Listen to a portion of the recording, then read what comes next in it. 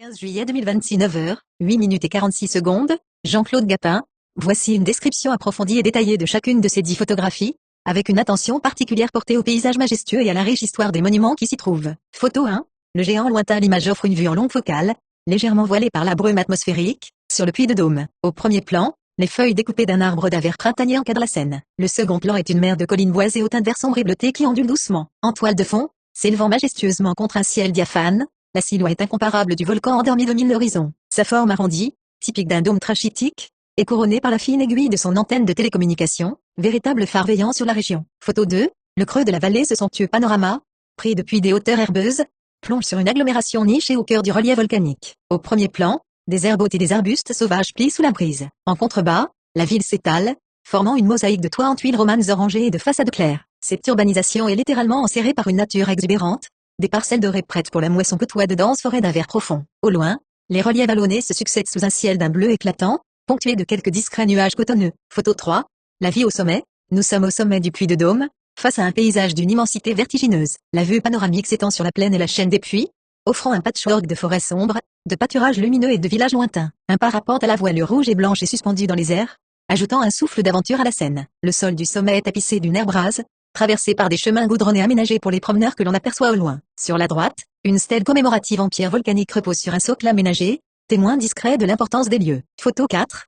Les volcans endormis. Cette photographie capture la beauté brute de la chaîne des puits. La perspective plongeante met en valeur plusieurs cônes volcaniques parfaits, dont l'un arbore un cratère sommital clairement défini, caractéristique du puits Pariou. Leurs pentes douces sont recouvertes d'un manteau végétal contrasté, des forêts de conifères sombres à leur base et sur leurs flancs, cédant la place à des pelouses d'un vert tendre vers les sommets. Les nuages projettent des ombres mouvantes sur ces géants millénaires, sculptant le relief et accentuant la profondeur de ce paysage sauvage et préservé. Photo 5. L'ascension panoramique. La vue s'ouvre sous un ciel grandiose, balayé par de longs nuages filamenteux qui étirent l'horizon. Sur la gauche, on aperçoit l'amorce métallique des rails courbés du train à crémaillère, bordée d'une rambarde en bois, marquant l'arrivée au sommet. Le regard plonge ensuite de manière abrupte sur les pentes du volcan, tapissées de forêts de sapins d'une densité remarquable. Plus bas, la plaine s'étale à perte de vue en une myriade de parcelles agricoles verdoyantes, s'estampant progressivement dans les brumes bleutées de l'horizon lointain. Photo 6, 7 et 8. Les vestiges du temple de Mercure. Ces 3 photographies détaillent les imposantes ruines d'un complexe monumental situé sur les hauteurs de la montagne, dont les pierres sombres se détachent majestueusement contre le ciel nuageux et des vallées lointaines. La photo 6 montre une vaste esplanade de gravier ardoise, délimitée par des murets construits en énormes blocs d'assemblage en pierre volcanique. Le trachyte. Les structures à degrés témoignent d'une architecture en terrasse. La photo 7 offre un point de vue latéral spectaculaire sur les murs de soutènement et les escaliers monumentaux qui épousent le relief naturel, intégrant aujourd'hui des passerelles métalliques et de bois pour la préservation du site et la déambulation. La photo 8 illustre la grande terrasse supérieure, aux lignes épurées et géométriques, encadrée de bordures en pierre claire. Des blocs bruts parsèment le premier plan, tandis que l'horizon s'ouvre sur les chaînes montagneuses infinies, historiques du monument. Le temple de Mercure. Ces ruines grandioses appartiennent au temple de Mercure, dédié à Mercure d'Umia, érigé au IIe siècle après J.C. Il s'agissait du plus grand sanctuaire de montagne de toute la Gaule romaine. Les Arvernes, peuple de la région, y vénéraient ce dieu assimilé au commerce, aux voyageurs et au sommet. Son architecture complexe en terrasses successives s'inspirait des grands sanctuaires hellénistiques de l'Est de l'Empire. Les pèlerins gravissaient la montagne pour y faire des offrandes. Abandonné lors du déclin de l'Empire romain et de la christianisation, le temple fut pillé, détruit, puis englouti par la végétation. Il a fallu attendre 1873, lors des travaux de construction du premier observatoire météorologique, pour que ces ruines soient redécouvertes. Les vastes campagnes de fouilles et de restauration récentes ont permis de stabiliser les vestiges, et d'en restituer les volumes impressionnants que l'on observe sur ces photos. Photo 9. Le carrefour des voyageurs. L'image présente les infrastructures contemporaines de la gare d'arrivée au sommet du volcan. Le bâtiment se distingue par une architecture moderne au toit gris anthracite multipans, conçu pour résister au climat rude tout en s'intégrant au paysage minéral. Une vaste esplanade pavée s'étend devant les bâtiments, incluant un restaurant et une boutique, parcourue par des visiteurs qui profitent de la vue. En contrebas de la gare, les pentes verdoyantes reprennent leur droit, descendant vers les lointains reliefs bleutés sous un ciel chargé d'imposants nuages. Photo 10. La cartographie d'une cité antique. Cette image tranche avec les paysages naturels. Il s'agit d'un plan topographique et touristique détaillé. La carte dévoile un réseau urbain complexe fait de rues pavées, de dizaines d'îlots de maisons, insulae, de vastes jardins et de monuments imposants comme l'amphithéâtre bien visible sur la droite. La cité est rigoureusement divisée en quartiers numérotés en chiffres romains, Regio et A9. Une grande flèche rouge a été superposée sur l'image. Elle pointe avec insistance vers un îlot précis situé dans la Regio Vie, en plein cœur battant de la ville, à proximité immédiate du forum et des thermes historiques du monument. La cité de Pompéi. Ce plan correspond à la légendaire cité antique de Pompéi, en Campanie, Italie. Fondée par les Osques au VIe siècle avenue J.C., elle est devenue une prospère colonie romaine. Le destin de Pompéi bascule dans l'horreur à l'automne 79 après J.C., lorsque le volcan voisin, le Vésuve, entre dans une éruption plinienne d'une violence inouïe. La ville entière, ainsi que ses habitants, fut ensevelie sous plusieurs mètres de pierres ponces et de cendres incandescentes. Cette catastrophe a eu pour effet de figer la cité dans le temps, scellant ses fresques, ses mosaïques, ses objets du quotidien et l'architecture complète de ses rues pendant plus de 15 siècles. Redécouverte au milieu du XVIIIe siècle, Pompéi est aujourd'hui l'un des sites archéologiques les plus précieux au monde, offrant un témoignage figé et d'une précision troublante sur la vie sous l'Empire romain. 15 juillet 2026 9h, 15 minutes et 16 secondes. Jean-Claude Gapin, véritable géant de la chaîne des puits. Le Puy de Dôme est une montagne emblématique qui veille majestueusement sur la plaine de la Limagne et l'agglomération clermontoise étendue à ses pieds. Culminant à 1465 mètres d'altitude, ce volcan endormi se distingue par sa silhouette arrondie et imposante qui constitue un point de repère incontournable dans le paysage. Une géologie fascinante et une nature préservée. Contrairement à l'image classique du volcan couronné d'un cratère creux, le Puy de Dôme est un volcan péléen, formé il y a environ 11 000 ans. Son sommet est un dôme de lave visqueuse, une roche claire appelée trachyte, ou localement domite, qui s'est accumulée sur place au fil des éruptions sans s'écouler. Ce géant repose au cœur d'un environnement naturel exceptionnel, inscrit au patrimoine mondial de l'UNESCO. Les flancs du volcan offrent une ascension à travers des paysages variés. À sa base, de denses forêts de hêtres, de noisetiers et de résineux plongent les sentiers dans une atmosphère sylvestre apaisante. Au fil de la montée, la forêt s'éclaircit pour laisser place à de vastes landes herbeuses, des pelouses d'altitude et une flore sauvage habituée au vent puissant qui balaie le sommet. Par temps clair, le panorama à 360 degrés depuis les hauteurs est vertigineux, offrant une vue sur les 80 autres volcans de la chaîne alignés sur l'horizon, le massif du Sansil au sud, et les lointains monts du Forêt à l'est. L'histoire d'un sommet sacré, le temple de Mercure. Le sommet du Puy de Dôme n'est pas seulement une merveille géologique, il est couronné par un site historique majeur. Dès l'Antiquité, cette montagne isolée a fasciné les hommes qui y voyaient un lieu de proximité avec le divin. Au 1er et 2e siècle de notre ère, les Gallo-Romains, et plus particulièrement le peuple des Arvernes, y ont érigé un sanctuaire monumental, le temple de Mercure. Dédié à Mercure d'Unia, ce complexe architectural en terrasse était le plus vaste sanctuaire de montagne de toute la Gaule. Conçu pour être vu de très loin, il était construit en blocs de trachyte local et recouvert de marbre précieux. Les pèlerins gravissaient la montagne pour y faire des offrandes aux dieux des voyageurs, du commerce et des sommets. Aujourd'hui, d'importantes fouilles archéologiques et restaurations permettent d'admirer les impressionnants murs de soutènement et la disposition des terrasses de ce temple grandiose. De la science à la modernité, le Puy de Dôme a également été le théâtre de grandes avancées scientifiques. En 1648, sur les directives de son beau-frère Blaise Pascal, Florin Perrier réalisa une expérience historique sur la pression atmosphérique, prouvant grâce à l'utilisation d'un baromètre à mercure que la pression diminue avec l'altitude. Plus tard, en 1876, le physicien Émile Alluary fonda le premier observatoire météorologique permanent de montagne, dont les bâtiments en pierre volcanique défient toujours les intempéries. Enfin, la silhouette du volcan est aujourd'hui indissociable de son immense antenne de télécommunication de 73 mètres de haut, installée en 1956, qui dresse sa pointe effilée vers le ciel. Aujourd'hui, que l'on choisisse de gravir ses pentes à pied par le sinueux chemin des muletiers,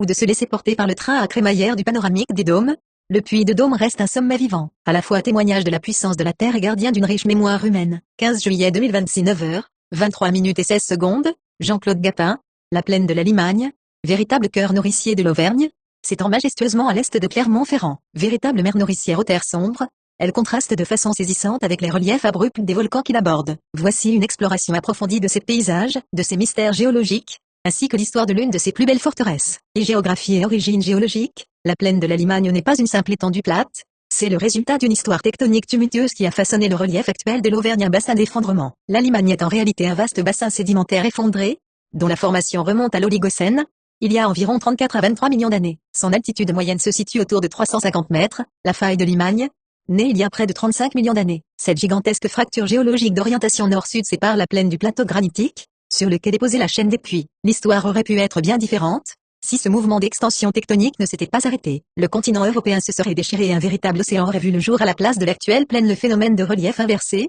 bien que ce soit une plaine. Le paysage de la Limagne est ponctué de dizaines de buttes volcaniques à sommet plat. Ces anomalies géologiques sont des reliefs inversés, des coulées de lave, basalte, ont autrefois coulé au fond des vallées, se solidifiant et protégeant les couches sédimentaires de l'érosion au fil des millénaires. Aujourd'hui, ces anciennes vallées sont devenues les points culminants de la plaine. 2. Un paysage contrasté, entre maîtrise et nature sauvage. La richesse des sédiments accumulés au fil du temps fait de la Limagne l'une des plaines les plus fertiles de France, transformant profondément son aspect visuel une mosaïque agricole. Le paysage est dominé par de vastes étendues de grandes cultures, blé, maïs, tournesol, formant un damier végétal rythmé par des terres noires d'une grande richesse agronomique. L'oasis de l'Allier. La plaine est traversée par la rivière Allier. Alors que les cultures et les zones périurbaines témoignent d'un espace très maîtrisé par l'homme, les bords de l'Allier tranchent radicalement et offrent une immense oasis sauvage de nature et de biodiversité, une densité historique. De très nombreux villages, souvent construits avec l'arcose blonde ou la pierre de lave sombre locale, viennent ponctuer cette plaine, parfois perchés sur les fameuses buttes volcaniques pour des raisons défensives. 3. Monument historique, le château de Ravel dominant la plaine de la Limagne, et offrant un panorama exceptionnel sur la chaîne des Dômes, Le château de Ravel est l'un des joyaux patrimoniaux incontournables de ce territoire. L'histoire d'une puissante forteresse royale des origines médiévales. Les premières traces de ce château remontent à 1147, avec pour premier occupant connu un certain Pierre de Ravel. Il s'agissait à l'époque d'une puissante forteresse royale bâtie au XIIe siècle, le temps des rois et des chanceliers.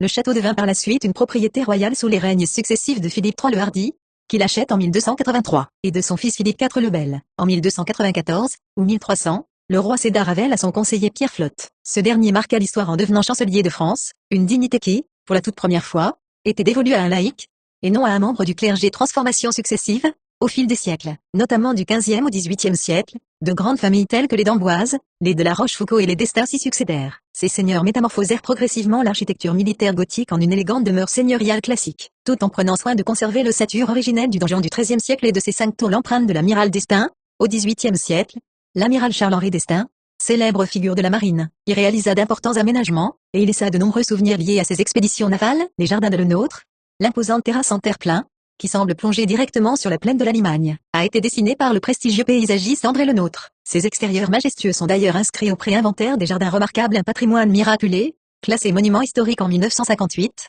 Le château de Ravel abrite l'une des plus anciennes frises héraldiques de France, datant du XIIIe siècle. Bien qu'un grave incendie ait détruit près de 400 mètres carrés de toiture en 2016, les décors historiques fondamentaux ont pu être sauvés des flammes, permettant à ce colosse de pierre de continuer à veiller sur la Limagne. 15 juillet 2026, 9h, 41 minutes et 27 secondes, Jean-Claude Gapin, le Puy de Sancy, un sommet aux allures alpines culminant à 1885 mètres d'altitude, récemment mesuré à 1884,82 mètres en 2024. Le Puy de Sancy est le point culminant du Massif central et le plus haut volcan de France métropolitaine. Contrairement à la silhouette arrondie du Puy de Dôme ou des autres volcans de la chaîne des Puys, le Sancy offre un relief beaucoup plus escarpé, et déchiqueté, un profil abrupt, ses crêtes acérées, ses fortes pentes et ses vallées profondes, comme le redoutable Val d'Enfer, lui confèrent une véritable allure alpine qui fait le bonheur des alpinistes et des randonneurs. Le berceau des eaux, ses flancs abrupts donnent naissance à d'innombrables ruisseaux. C'est sur ces pentes, à la jonction de 2 torrents de montagne appelés l'Adore, à 1680 mètres, et la Dogne, à 1640 mètres, que se forme le célèbre fleuve de la Dordogne. Une histoire géologique millénaire,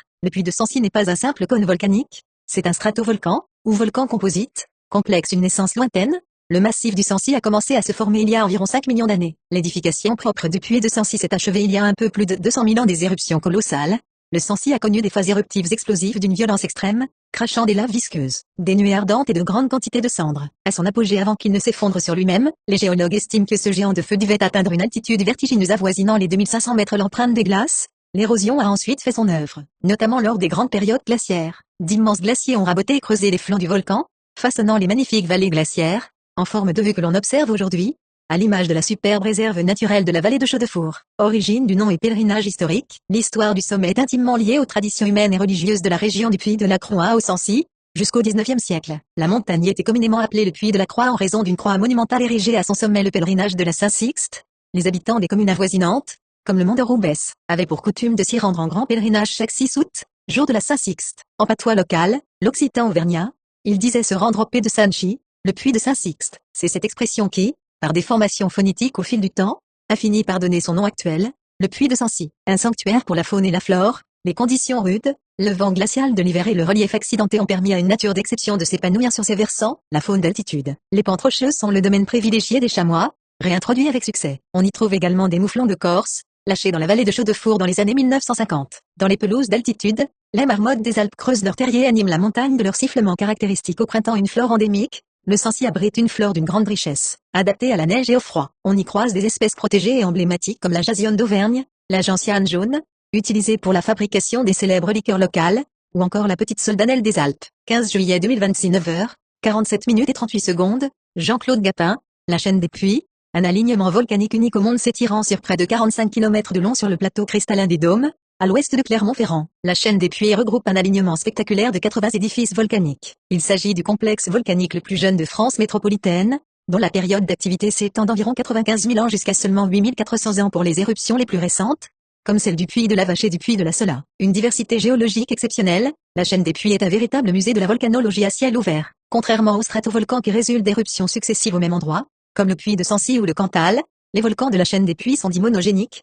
Chaque édifice est né d'une seule phase éruptive. Durant de quelques jours à quelques mois, il se divise en 3 grandes catégories. Les cônes de scorie, ou volcans de type strombolien, ce sont les plus nombreux. Caractérisés par leur forme conique parfaite et leurs cratères circulaires ou égueulés, ils crachent des laves fluides et des projections des scories, Pozzolan. Le puits Pariou ou le puits des Boulans sont de parfaits exemples. Les dômes, ou volcans de type péléen, formés par une lave très visqueuse, le trachyte, qui s'accumule sur place sans s'écouler. Ils ne possèdent pas de cratères, mais prennent la forme de collines arrondies. Le puits de Dôme et le puits de Sarcouy, surnommé le chaudron renversé, en sont les représentants les plus célèbres. Les mares, ou volcans phréatomagmatiques. Ces cratères d'explosion résultent de la violente rencontre entre le magma remontant et une nappe phréatique, ou un cours d'eau souterrain. L'explosion pulvérise la roche, créant une vaste dépression circulaire souvent remplie d'eau par la suite, comme le Mar de Bonny ou le Gour de Tazena, situé à l'extrémité nord de la chaîne. Un paysage classé au patrimoine mondial de l'UNESCO depuis 2018, le haut lieu tectonique chaîne des puits, faille de Limagne est inscrit au patrimoine mondial de l'UNESCO. Ce classement récompense la lisibilité exceptionnelle de ce paysage qui permet de comprendre un phénomène majeur de l'histoire de la Terre,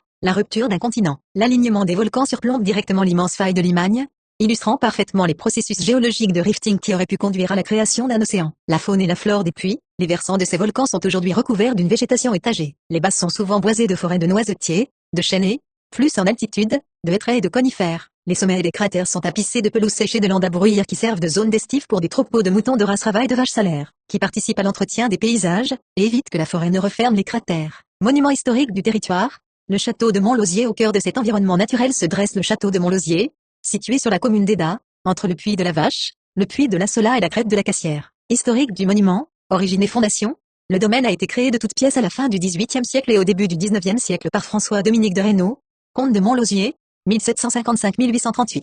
Issu de la noblesse auvergnate, il fut un homme politique actif sous la Révolution française, mais aussi un agronome et géologue passionné, le pionnier de la volcanologie et de l'agronomie, de retour d'exil sous le consulat. Le comte acquiert ces terres réputées incultivables, formées de chaos de lave basaltique, les chers. Il y fait construire une grande demeure de style directoire, à l'architecture sobre et classique, entourée de dépendances agricoles, un laboratoire à ciel ouvert. Montlosier transforme le site en une exploitation agricole modèle. Il parvient à cultiver sur la lave, plante des milliers d'arbres pour stabiliser les sols et introduit de nouvelles races de moutons. Parallèlement, il publie d'importants ouvrages sur les volcans d'Auvergne, faisant de son domaine un carrefour intellectuel et scientifique de l'époque. Le site aujourd'hui, après de nombreuses successions. Le château a été racheté par les pouvoirs publics. Il est aujourd'hui le siège officiel de la maison du Parc naturel régional des volcans d'Auvergne. Des expositions y retracent la géologie locale et l'histoire fascinante du comte de Montlosier, permettant aux visiteurs de comprendre le lien indissociable entre l'homme et l'environnement volcanique. 15 juillet 2026 9h, 54 minutes et 29 secondes, Jean-Claude Gapin, Clermont-Ferrand, la capitale arverne entre plaine et volcans nichés au cœur du Massif central. Clermont-Ferrand est la préfecture du Puy-de-Dôme, et la capitale historique de l'Auvergne. La ville bénéficie d'un amphithéâtre naturel exceptionnel. Elle est adossée à l'ouest par la monumentale chaîne des Puys, dominée par le Puy-de-Dôme, et s'ouvre à l'est sur la vaste et fertile plaine de la Limagne. La physionomie de la ville est profondément marquée par sa géologie. Son centre historique se dresse sur une ancienne butte d'origine volcanique, à proximité du Mar de Jaude. Surtout, son architecture traditionnelle se caractérise par l'utilisation massive de la pierre de Volvic, une trachyandésite, roche volcanique, au teint allant du gris clair au noir profond, qui confère aux façades clermontoises une austérité majestueuse, et une identité visuelle unique. Clermont-Ferrand est une ville double. Elle est le fruit de l'union forcée, ordonnée en 1630 par l'édit de Troyes, puis confirmée en 1731, de deux cités rivales, Clermont, la cité épiscopale ancienne, et Montferrand, la cité comtale fondée au XIIe siècle pour contrer le pouvoir des évêques. Monument historique, la cathédrale Notre-Dame de l'Assomption s'élevant au sommet de la butte centrale de la ville, cet édifice gothique est le point de repère absolu de Clermont. Entièrement bâti en pierre de Volvic, sa couleur noire caractéristique tranche dramatiquement avec le ciel. Elle possède de magnifiques vitraux médiévaux et de flèches culminant à près de 96 mètres de hauteur, visibles à des kilomètres à la ronde. Historique du monument, la cathédrale actuelle est le quatrième édifice religieux construit à cet emplacement. Les travaux de la cathédrale gothique débutèrent en 1248 sous l'impulsion de l'évêque Hugues de la Tour, qui souhaitait rivaliser avec les grandes cathédrales lumineuses d'Île-de-France tout en utilisant la roche locale. Le chantier fut confié à l'architecte Jean Dechamps. La construction fut extrêmement lente et s'interrompit à de multiples reprises en raison des guerres, des épidémies et du manque de financement. À la fin du Moyen-Âge, la cathédrale restait inachevée, dépourvue de véritable façade occidentale. Ce n'est qu'au XIXe siècle, sous la direction du célèbre architecte Eugène Viollet-le-Duc, que le bâtiment fut enfin terminé. Entre 1866 et 1884, il conçut la façade ouest et les deux flèches vertigineuses que l'on connaît aujourd'hui, offrant à la cathédrale son achèvement magistral, plus de 6 siècles après la pose de la première pierre. Monument historique, la basilique Notre-Dame du Port dissimulée dans le quartier historique du Port, l'ancien quartier marchand. Cette basilique se distingue de la cathédrale par sa construction en arkose blonde, une roche sédimentaire lumineuse, rehaussée d'incrustations de lave sombre formant des motifs géométriques. Elle est le chef-d'œuvre absolu de l'art roman auvergnat, réputé pour l'harmonie parfaite de ses proportions, son chevet pyramidal magnifiquement sculpté et les chapiteaux historiés de son chœur. Historique du monument, la fondation de l'édifice originel remonterait au VIe siècle, impulsée par l'évêque Saint-Avit. Cependant, cette première église fut détruite par les invasions normandes au IXe siècle. La basilique que l'on admire aujourd'hui fut édifiée au début du XIIe siècle, À une époque d'intense ferveur religieuse et de développement des pèlerinages, notamment le culte marial, l'édifice fut gravement endommagé lors d'un tremblement de terre au XVe siècle, puis subit de fortes dégradations sous la Révolution française. Le clocher fut abattu et les statues détruites. Restaurée avec soin tout au long du XIXe et du XXe siècle, elle a retrouvé sa splendeur grâce à une campagne de rénovation majeure achevée en 2008, qui a permis de nettoyer sa pierre encrassée par la pollution. Elle est aujourd'hui classée au patrimoine mondial de l'UNESCO au titre des chemins de Saint-Jacques-de-Compostelle. Monument historique, la place de Jaudet, la statue de Vercingétorix, la place de Jaudet, le cœur battant et le centre névralgique de Clermont-Ferrand. Vaste esplanade bordée par l'opéra municipal, l'église Saint-Pierre des minimes et de grands centres commerciaux. Elle est dominée en son centre par l'impressionnante statue équestre en bronze de Vercingétorix, le glaive levé, terrassant un soldat romain. Historique du monument, durant l'Antiquité et le Moyen-Âge, la place de Jaudet n'était qu'une zone périphérique et marécageuse, le fond d'un ancien marais volcanique, situé à l'extérieur des remparts de la ville. Elle ne devint le centre urbain qu'à partir du XVIIe et surtout du XVIIIe siècle. La statue de Vercingétorix, quant à elle, a été commandée à la fin du XIXe siècle dans un contexte d'exaltation du sentiment patriotique français, après la défaite de 1870. Elle fut réalisée par le célèbre sculpteur Frédéric Auguste Bartholdi, à qui l'on doit également la Statue de la Liberté à New York, et officiellement inaugurée le 12 octobre 1903. Elle commémore la victoire éclatante du chef Arverne Vercingétorix sur les légions de Jules César lors de la bataille de Gergovie en 52 avenue JC, dont le plateau historique surplombe directement la ville de Clermont-Ferrand à quelques kilomètres au sud. 15 juillet 2026 10h, 2 minutes et 50 secondes, Jean-Claude Gapin, le plateau de Gergovie, une forteresse naturelle et géologique. Le plateau de Gergovie, situé à une dizaine de kilomètres au sud de Clermont-Ferrand, dresse sa silhouette tabulaire, en forme de table, caractéristique à 744 mètres d'altitude. Véritable balcon naturel,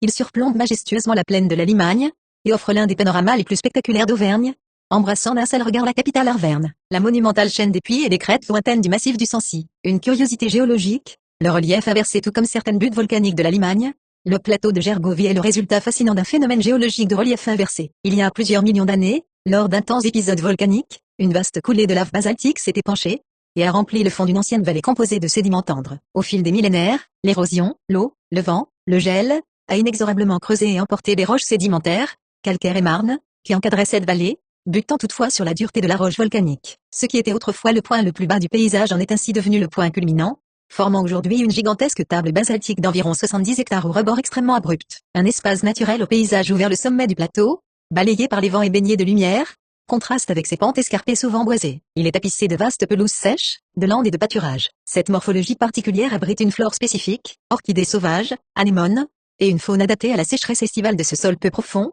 faisant de Gergovie un espace naturel sensible jalousement préservé. Monument historique, l'oppidum, le monument de Vercingétorix. Le plateau de Gergovie n'est pas qu'une simple curiosité géologique. Il est mondialement célèbre pour avoir été le théâtre de l'une des confrontations les plus décisives de la guerre des Gaules. À l'extrémité orientale du plateau, face au vide et dominant la plaine, se dresse l'imposant monument commémoratif dédié à Vercingétorix. Véritable repère visuel visible depuis toute l'agglomération clermontoise, historique du cité de son monument, la bataille de Gergovie, 52 avenue JC. Durant l'Antiquité, le plateau abritait un oppidum, une ville fortifiée, véritable capitale des Arvernes. Au printemps de l'an 52 avenue JC, le jeune chef Arverne Vercingétorix, ayant réussi à coaliser de nombreuses tribus gauloises, s'y retranche. Jules César, à la tête de 6 légions romaines, tente de faire tomber la place forte. Il établit un grand camp et un petit camp au pied du plateau, dont les traces archéologiques ont été clairement identifiées. Fort de leur position en surplomb et de solides murs de pierre sèche, le mur Gallicus, les Gaulois repoussent victorieusement un assaut romain de grande ampleur sur les pentes abruptes. Face à ce désastre stratégique et à de lourdes pertes, près de 700 légionnaires et 46 centurions, Jules César est contraint de lever le siège et de battre en retraite. C'est l'unique défaite majeure du proconsul romain lors de la guerre des Gaules. Le monument commémoratif, pendant de nombreux siècles, l'emplacement exact de cette bataille épique fut débattu et oublié. Il fallut attendre les vastes campagnes de fouilles archéologiques ordonnées par l'empereur Napoléon III au milieu du XIXe siècle pour confirmer l'identification formelle du plateau. Grâce à la mise au jour des fossés des camps de César, afin d'immortaliser ce haut fait d'armes, l'architecte clermontois Jean Théillard conçut un monument commémoratif qui fut inauguré en 1903. Construit en pierre de Volvic, cette roche volcanique noire typique de la région, l'édifice se compose d'un robuste socle à l'allure de crypte, surmonté de 3 épaisses colonnes. L'ensemble est couronné d'un chapiteau supportant un grand casque gaulois à aile, motif très en vogue sous la Troisième République pour symboliser la naissance du patriotisme et de la nation française. Aujourd'hui, les vestiges des remparts antiques continuent d'être fouillés, et un musée moderne, le musée archéologique de la bataille de Gergovie, s'est semi-enterré sur le plateau pour présenter ses découvertes sans dénaturer la ligne d'horizon de ce belvédère historique.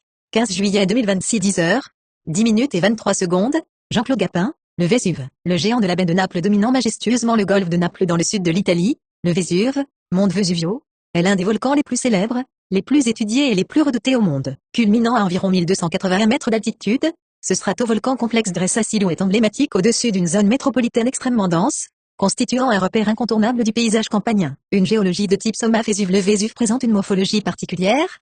Il s'agit d'un volcan emboîté. Le mont Somma, c'est la structure la plus ancienne. Il s'agit d'une immense caldeira en forme de demi-cercle, culminant à 1132 mètres, qui représente les restes d'un très ancien et gigantesque édifice volcanique, dont le sommet s'est effondré lors d'éruptions cataclysmiques préhistoriques. Le grand cône du Vésuve, c'est le sommet actuel, un cône plus récent qui s'est édifié à l'intérieur de l'ancienne caldeira du Somma au fil des éruptions successives. Les deux sommets sont séparés par une profonde dépression, véritable muraille naturelle appelée la vallée du géant, Valdel Gigante. Le cratère. Le sommet s'ouvre sur un cratère, béant d'environ 400 mètres de diamètre et 300 mètres de profondeur. Bien que le volcan soit en sommeil depuis sa dernière grande éruption en 1944, de nombreuses fumerolles, des émanations de gaz sulfureux, s'échappent encore de ses parois internes, rappelant que la chambre magmatique bouillonne toujours en profondeur. Un paradoxe de vie et de mort, malgré la menace perpétuelle qu'il représente. Les pentes du Vésuve sont animes à la vie. Les éruptions passées ont déposé des laves, des cendres et des minéraux qui rendent les terres volcaniques incroyablement fertiles. Une agriculture florissante.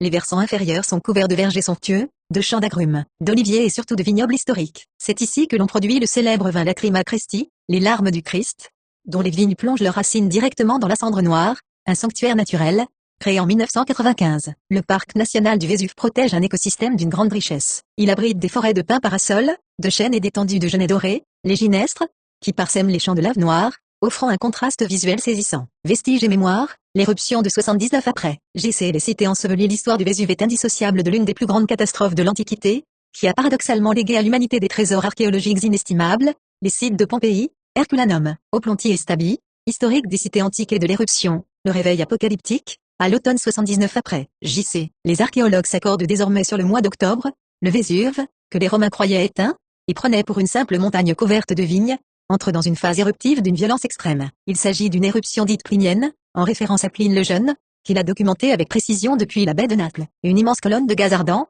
de cendres et de pierres ponces s'élève à plus de 30 km d'altitude en forme de pin parasol, masquant la lumière du soleil. L'ensevelissement, en quelques heures, une pluie incessante de pierres ponces s'abat sur la prospère cité commerçante de Pompéi, provoquant l'effondrement des toits. Puis, la colonne éruptive s'effondre sur elle-même. Elle dévale les pentes du volcan sous forme de nuées ardentes, des avalanches de gaz toxiques à plus de 300 degrés Celsius et de débris rocheux lancés à plusieurs centaines de kilomètres par heure. Pompéi est ensevelie sous près de 6 mètres de matériaux. La riche cité balnéaire d'Herculanum, située plus près de la mer, est quant à elle engloutie sous plus de 20 mètres de boue volcanique brûlante et extrêmement dense, la capsule temporelle, totalement rayée de la carte. Ces villes tombèrent dans l'oubli pendant plus de 1700 ans. Les fouilles, débutées au XVIIIe siècle, révélèrent un véritable miracle archéologique. L'éruption a figé le temps. Pompéi a conservé son urbanisme intact, ses temples, ses luxueuses fresques colorées, le tracé de ses rues pavées, les objets du quotidien, et même les corps pétrifiés de ses habitants, saisis dans leurs derniers instants. À Herculanum, la boue solide a carbonisé mais merveilleusement préservé des matières organiques fragiles, comme du bois, du pain, et des centaines de rouleaux de papyrus carbonisés dans la fameuse villa des papyrus, une menace toujours présente. Le Vésuve a connu de nombreuses autres éruptions meurtrières, notamment l'éruption sud-plinienne de 1631. Aujourd'hui, il est l'un des volcans les plus surveillés de la planète par l'Observatoire du Vésuve, car une nouvelle éruption majeure menacerait directement les centaines de milliers d'habitants de la zone rouge qui sature ses flancs. 15 juillet 2026 10h, 17 minutes et 32 secondes, Jean-Claude Gapin, Pompéi, la cité antique figée pour l'éternité située en Campanie, dans le sud de l'Italie, à quelques kilomètres de la baie de Naples et au pied du Vésuve. Pompéi est l'un des sites archéologiques les plus vastes et les plus précieux au monde. Étendu sur près de 66 hectares, dont une grande partie est aujourd'hui fouillée, cette ancienne cité portuaire et commerçante offre un témoignage direct, brut et d'une précision inégalée sur la vie urbaine sous l'Empire romain, ayant été brutalement figée par les cendres volcaniques. Un urbanisme romain remarquablement conservé, la topographie de Pompéi dévoile un plan d'urbanisme rigoureux et complexe, protégé par une muraille d'environ 3 km percée de 7 portes monumentales, le réseau routier. Les rues de Pompéi sont pavées de larges blocs polygonaux de basalte sombre. Elles sont encadrées de trottoirs surélevés pour protéger les piétons de la boue et des eaux usées. À chaque carrefour, d'imposants blocs de pierre de guet surélevés, les pas japonais, permettaient de traverser la chaussée sans se salir, tout en laissant l'écartement nécessaire au passage des roues des chars, dont les ornières sont encore profondément creusées dans la pierre. La gestion de l'eau, la ville disposait d'un système d'adduction d'eau très sophistiqué, alimenté par l'aqueduc de Serino. Un immense château d'eau, le Castellum Aquae, répartissait l'eau sous pression dans un réseau de tuyaux en plomb courant sous les trottoirs, alimentant les nombreuses fontaines publiques décorées de masques sculptés. Les thermes et les demeures des plus riches citoyens, les espaces publics, le cœur politique et religieux de la ville et le forum, une vaste place rectangulaire encadrée de colonnades, dominée par le temple de Jupiter et bordée par la basilique, le tribunal et la bourse de commerce, ainsi que le Macellum, le grand marché couvert. Pompéi abrite également le plus ancien amphithéâtre romain en pierre connu, pouvant accueillir 20 000 spectateurs, ainsi qu'un grand théâtre et un odéon pour les représentations musicales. L'architecture domestique et le quotidien Pompéi illustrent parfaitement les contrastes sociaux de l'Antiquité, des somptueuses villas ou modestes échoppes les domus, demeures patriciennes, les maisons des citoyens aisés, comme la maison du faune ou la maison des Vétii, sont organisées autour d'un atrium, cour centrale avec un bassin pour recueillir l'eau de pluie, l'impluvium, et d'un péristyle. Un grand jardin intérieur bordé de colonnes, les décors artistiques. Les murs de ces demeures sont recouverts de fresques colorées aux pigments éclatants, le fameux rouge pompéien, représentant des scènes mythologiques, des paysages en trompe-l'œil ou des natures mortes. Les sols sont souvent ornés de mosaïques complexes, dont la célèbre mosaïque de la bataille d'Alexandre, où le chien menaçant accompagné de l'inscription Kafkanem.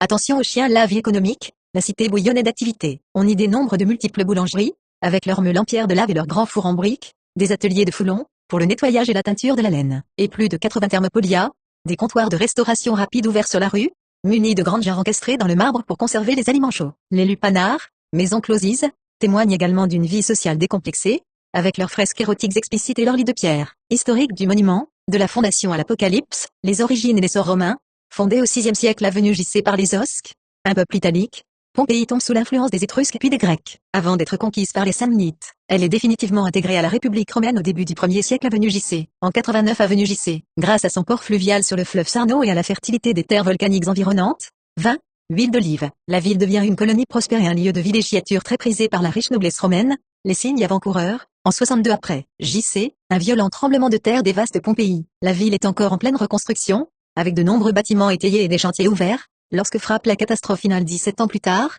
l'éruption de 79 après JC, à l'automne 79 après JC, le Vésuve entre en éruption. Contrairement à Herculanum, enseveli sous des coulées de boue, Pompéi subit une pluie ininterrompue de pierres ponces, lapilli, et de cendres incandescentes pendant près de 18 heures. Les toits s'effondrent sous le poids. La population, tentant de fuir ou de se calfeutrer, est finalement asphyxiée et terrassée par les nuées ardentes, des gaz toxiques à très haute température, qui balaient la ville à une vitesse fulgurante. La cité est rayée de la carte, enfouie sous 6 mètres de matériaux volcaniques, la redécouverte et les fouilles, plongée dans l'oubli pendant plus de 1500 ans. La ville est redécouverte par hasard à la fin du XVIe siècle lors de travaux de canalisation. Les fouilles officielles débutent en 1748 sous l'égide de Charles de Bourbon, roi de Naples. Au XIXe siècle, l'archéologue Giuseppe Fiorelli révolutionne l'exploration du site. Il invente la technique du moulage au plâtre. En coulant du plâtre liquide dans les cavités laissées par la décomposition des corps dans les cendres durcies, il réussit à obtenir l'empreinte tridimensionnelle parfaite des victimes dans leurs derniers instants d'agonie, hommes, femmes, enfants, et même des animaux comme des chiens. Aujourd'hui, Pompéi est un chantier archéologique permanent,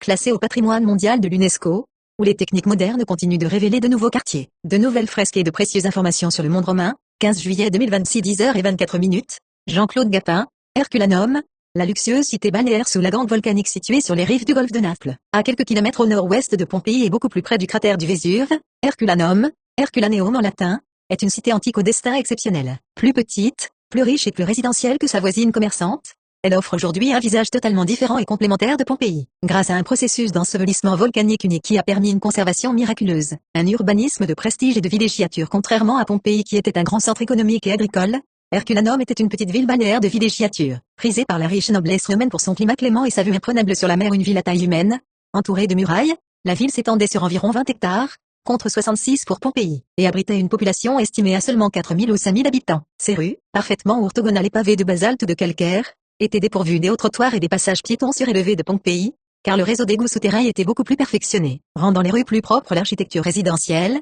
les maisons d'Herculanum témoignent d'un niveau de richesse supérieur. Les domus sont moins étendus, mais s'élèvent souvent sur plusieurs étages, jusqu'à 3. Beaucoup possédaient de somptueuses terrasses panoramiques surplombant la mer, ornées de mosaïques raffinées, de fresques murales éblouissantes et de jardins intérieurs luxueux. Les édifices publics, bien que plus petites, la cité disposait d'infrastructures exceptionnelles, comme les thermes du Forum, remarquablement bien conservés avec leurs salles chaudes, tièdes et froides, ou encore le somptueux siège du collège des Augustales, dédié au culte de l'empereur Auguste, décoré de fresques mythologiques d'une grande vivacité. Le miracle de la conservation organique, ce qui rend Herculanum absolument unique au monde d'un point de vue archéologique, c'est la nature même des matériaux qui l'ont englouti, la pétrification du périssable, l'ensevelissement sous des coulées pyroclastiques extrêmement denses et chaudes, suivies d'une solidification en une roche très dure, le tuf volcanique, sur une épaisseur de plus de 20 mètres, a privé le site d'oxygène. Ce phénomène a provoqué une carbonisation lente qui a miraculeusement préservé les matières organiques, le bois et le quotidien.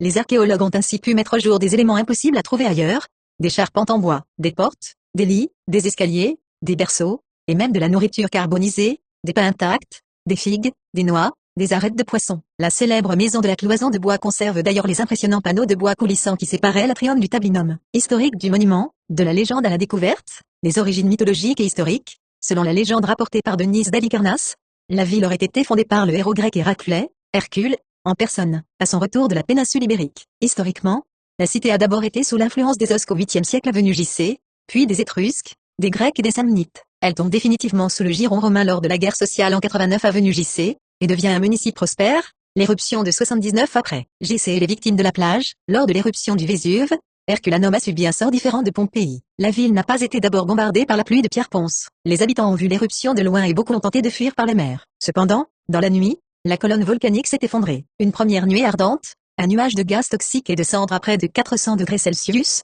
a dévalé les pentes à plus de 100 km/h, frappant la ville de plein fouet et tuant instantanément toute forme de vie. Pendant longtemps, on a cru que les habitants avaient réussi à s'enfuir, car peu de corps étaient retrouvés. Mais dans les années 1980, des fouilles menées sur l'ancienne ligne de rivage ont révélé l'horreur. Dans les fornicies, les arcades voûtées en briques qui servaient d'abri à bateaux, près de 300 squelettes ont été découverts, blottis les uns contre les autres, carbonisés par le choc thermique foudroyant alors qu'ils attendaient des secours par la mer.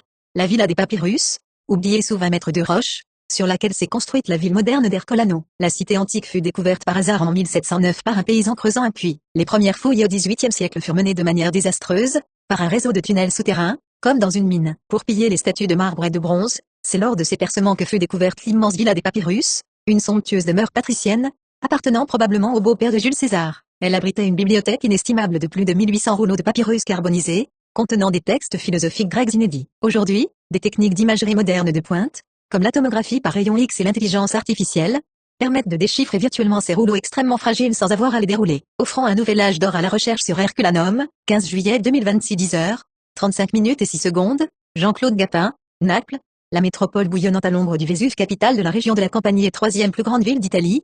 Naples, Napoli en italien, est une métropole portuaire d'une intensité fascinante, levée au cœur de l'une des belles et plus célèbres au monde. Adossée à des collines et dominée par la silhouette menaçante du Vésuve, la ville offre un paysage urbain où la beauté majestueuse de la mer Tyrrhénienne contraste avec un tissu urbain dense, chaotique et vibrant de vie. Un urbanisme stratifié et contrasté. La morphologie de Naples est un livre d'histoire à ciel ouvert, où plus de 2500 ans d'influence, grecque, romaine, normande, angevine, espagnole et bourbon, se superposent dans un désordre apparent. Le cœur historique, Spaccanapoli, le centre historique de Naples, le plus vaste d'Europe et classé au patrimoine mondial de l'UNESCO, est traversé par Spaccanapoli, littéralement la rue qui fond Naples. Cette artère rectiligne, héritage du décumanure inférieur de l'époque gréco-romaine, divise la ville ancienne en deux. Elle est un labyrinthe de ruelles étroites, d'églises baroques exubérantes, de palais décrépits et de places animées, les quartiers Spagnoli, quartiers espagnols, construits au XVIe siècle pour loger les garnisons militaires espagnoles. Ces quartiers à flanc de collines se caractérisent par leurs plans damiers. Ruelles sombres, balcons de pan le linge étendu, petits hôtels dédiés à la Vierge ou à Diego Maradona,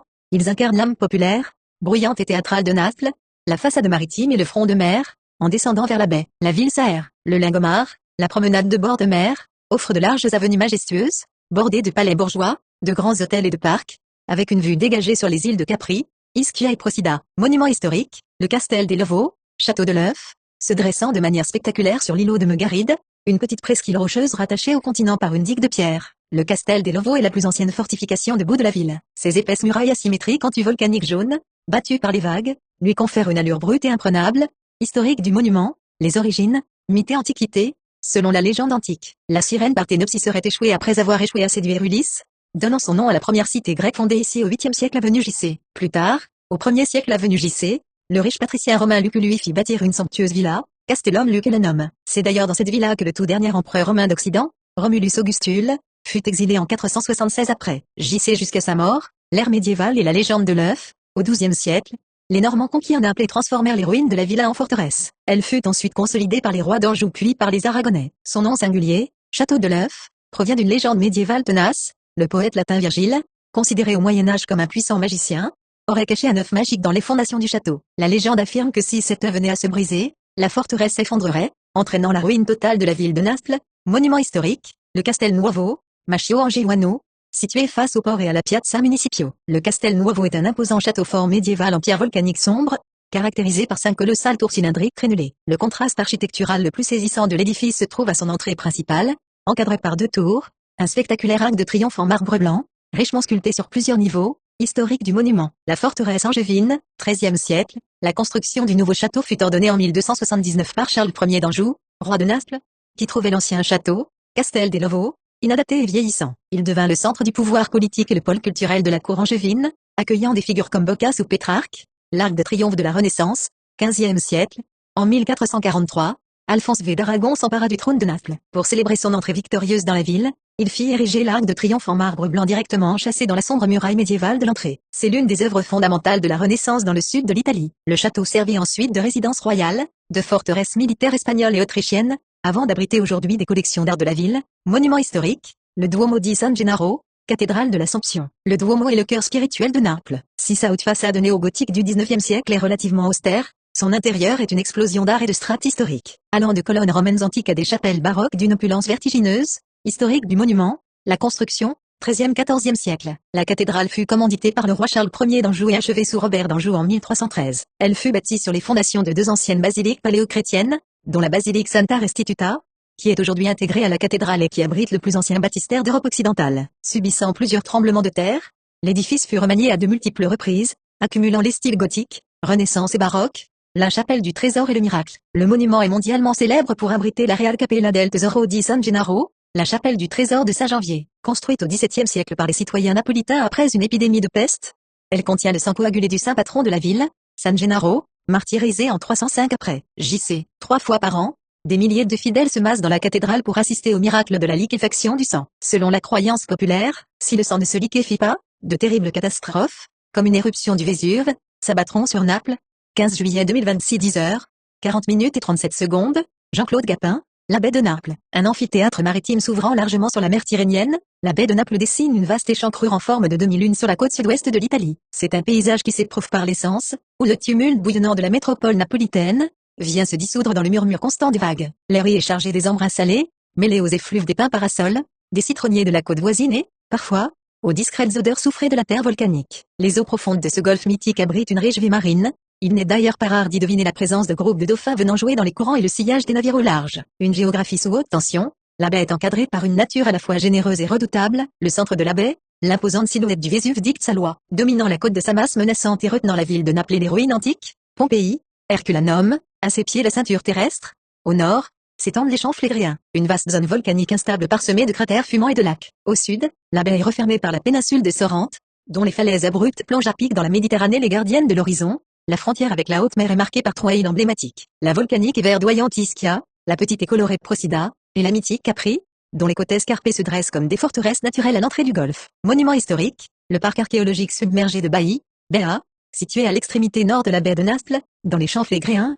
Bailly offre un témoignage architectural absolument unique. Il s'agit d'une cité antique engloutie sous les eaux. Historique du site, la station balnéaire de l'Empire, durant l'Antiquité, Bailly, Béa, était la station balnéaire la plus luxueuse, la plus hédoniste et la plus décadente de tout l'Empire romain, surpassant de loin Pompéi en termes de prestige. Édifiée sur des sources thermales naturelles d'origine volcanique, elle était le lieu de villégiature privilégié des empereurs, notamment Auguste, Néron, Caligula et Claude, et de la très haute aristocratie sénatoriale. Ils y faisaient bâtir de somptueuses villas ornées de marbre, de nymphées et de statues monumentales. L'engloutissement par le volcanisme, le déclin de la cité ne fut pas causé par une éruption brutale, mais par le phénomène géologique local du bradiséisme, un lent soulèvement ou affaissement du sol lié aux variations de pression de la chambre magmatique souterraine. Entre le 3e et le 8e siècle de notre ère, le sol s'est inexorablement affaissé de plusieurs mètres. La mer a lentement et silencieusement envahi la partie basse de la cité. Le site aujourd'hui, redécouvert au milieu du 20e siècle, ce patrimoine repose désormais à quelques mètres de profondeur sous les eaux translucides du golfe. Protégé au sein d'un parc archéologique sous-marin, le site révèle encore aujourd'hui ses rues pavées antiques intactes,